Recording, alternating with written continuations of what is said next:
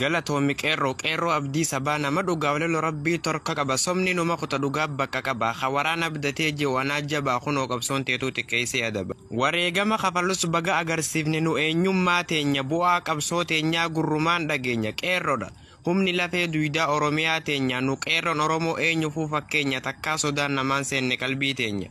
akkana yaa qeerrooni beeyta wallaahi waqartuu finiintuu diina afaan kaahii hayyoonni dhaa jiru sunuma bahagaahii ifduuban deebinu qabsoo galmaan gahe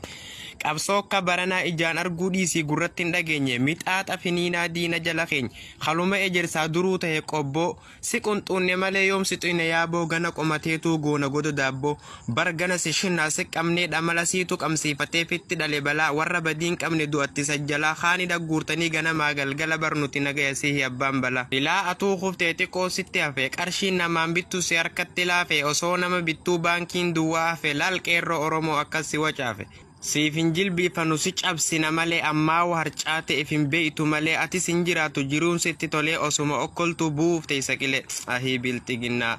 silaa nuti kam jenneeni firani beeytanii jarri kunnuunnahu qaanidhatti guuree qaanurraa ajjeese dubartii gudeedee ulfa garaa yaase abbootii qabeenyaa qullatti hambisee kadaa'ima humaan beene lubbuu baase warra sabaaf dhiigu aangoon ala yaase naasuu takka dhabee dhiiga nu lolaase ibiddatti yaanu jiruu nu facaase erga nu gabroomse namuu taraa ofii finyoo nutti hidhii harfeeten oofi duunee hin dabarree jireenyatti hin jirru harka sikkanini hanga umriin turre akka jennu feeta nuti sanyiteeti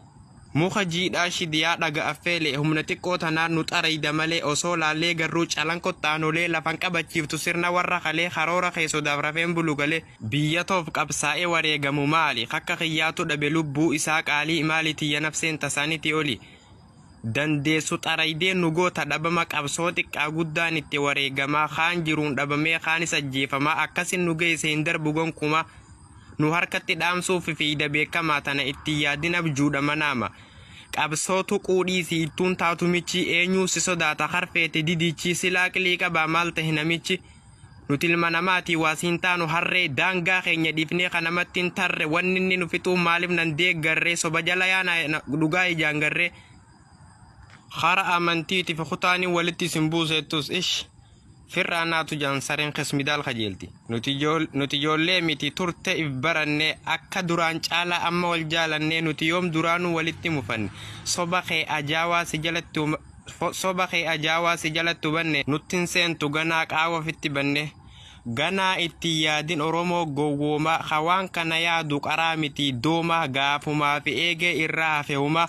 horii wajji dheedi horiin si firooma lakka gadhawaniin jabaata mismaarri kutaa fi amantiin ati ooftu dharri walitti nun buusu taree jira barri saboo siniin galtuu kun maal tahe jarri wanni isin haasoytan inuu gari waan gaariidha tahe isinni haasoytan nutti faa'ide tokkummaan jabaatee